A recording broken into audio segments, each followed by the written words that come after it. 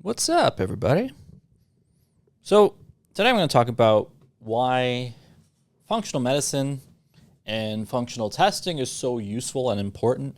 A lot of people, they'll be like, why do I need all these tests? I don't understand. 30 years ago, they didn't have these tests. Everyone was fine. All of a sudden, now we're making everything so more complicated. So much more complicated. Yeah, it is more complicated, I suppose. The more you dig up, the more you try to learn and analyze, you start drumming up things that you never thought of or heard of before. And is that better? Is that worse for your health? It's complicated, I guess the answer is. The answer is complicated. Everything's complicated. So how do we make it less complicated? How do we make sense of everything? So I would say the world is more complicated than it was 30 years ago. That's just how it is. There are different things in our foods. There's different things we're exposed to, different technology, radiation, toxicity, all this stuff. Psychologically, emotionally, everything is way more complex than it was when we were young. A lot of people admit that. They'll be like, things were way easier when I was a kid. I kind of remember it being easy too, but things are more involved. Things happen faster and more of it all the time. So does that translate to changes in our health? I would presume so. I would say that as technology increased, our exposure to certain things has increased. Our sensitivities to things have increased. We can credit like evolution in terms of food production as being a pro and a con. Like now we have better access to food, and in theory, the food's supposed to be healthier. Is it? Probably not. Is it worse? Depending on who you ask. And even if it is worse, how do you know it's worse? Like what part of it is worse? Are you even able to test if it's healthy for you? Do you even know how much vitamins is supposed to be in a certain amount of food? Like should you be getting like just with the recommended daily intake? Should you base your diet and nutrition on the minimum to prevent acute disease? Because that's where we're coming from. Most recommended daily intakes is based on so you don't die today. And we live in a world of if you can do something, you can achieve something that's never been heard of. Like now is the time to do it in a sense. Now we have the opportunity to test things that we didn't have access to and customize nutrition and diet and even medications in ways that we never had access to before. And now we have the means, but do we even know what we're trying to do? A lot of people are like, I want to extend my life. I want to like prevent disease. Sometimes in doing so, you actually create more problems for yourself. I mean, there's people who are like doing all this healthy stuff, but they seem to be always weak or injured or sick or something. And then you got people that don't take care of themselves at all, and they seem like they're healthy as a horse, which is frustrating and annoying for some. I guess the point of this is we have to see how things apply to your health and if they actually have a tangible benefit. Now, if I tell someone, I'd like for you to do a food sensitivity test, it has to be because I think there's something wrong with their diet. It's not just because I hate dairy, I don't like it, I don't think you should eat it either. I mean, that's sort of self-serving. It doesn't really help the person.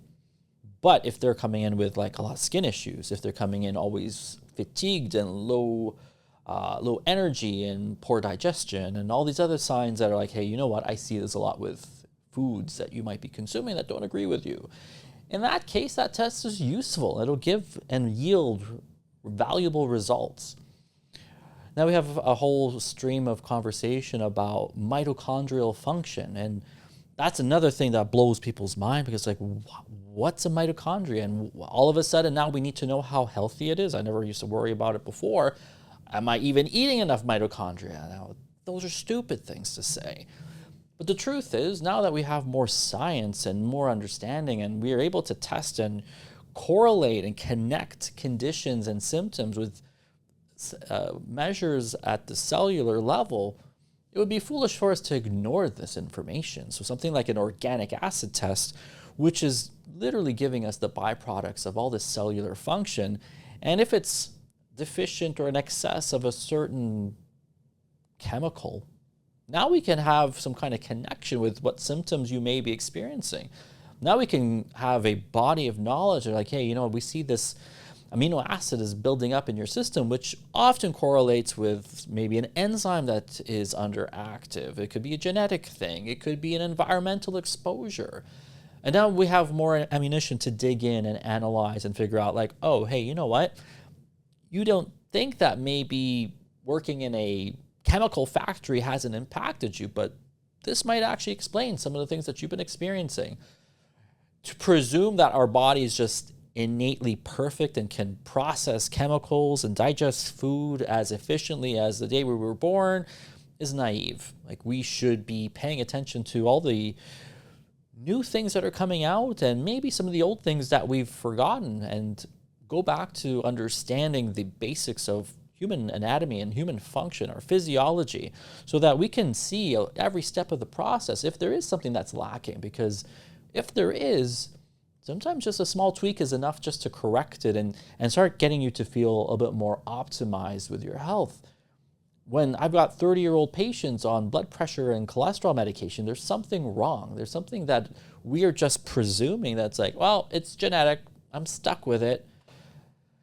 If it's genetic and you're 60, I'll take that as an answer. And you're 30, I would do my best to try to fix that. And in some cases, it's not fixable, but in a lot of cases, it certainly better be. So, take-home message. Don't be afraid of these tests. They're expensive, sure, sometimes. Are they worth it? I'd say so. In the right hands, the right practitioners using them, and taking that information and translate it into something functional in your life, yeah, it'll make a difference. It'll help identify what's not working for you. And if you get that information, there's one less obstacle to helping yourself feel better. What else is there? I think people have more power in their hands than they actually realize. So a lot of people, most people, they'll say, I have a pretty good diet. It's not bad. I don't eat garbage. Do you? I mean, and even if you don't eat garbage, do you eat great? And even if you eat great, can you digest it? Now, these are all things that people start to process. Like, what do you mean? I ate it. Well, I mean, what else can I do? Well, if you're under a lot of stress, you're probably underproducing stomach acid and enzymes. You're probably not assimilating nutrition, and you're not going to eliminate well either, which means you'll probably be just accumulating toxins and getting that recirculated into your system, and then you're wondering why you're so sluggish and tired and full and bloated and gassy, and it's just my system. It's like, there's probably a better answer to that. Probably something like a comprehensive stool analysis. That would be nice to have some results for, because it'll just give you the entire breakdown. The basic stool analysis tests, they don't cut it. They're not good enough. You need everything measured. Why turn over one stone when you can turn over a boulder and you can get all the info all in one shot?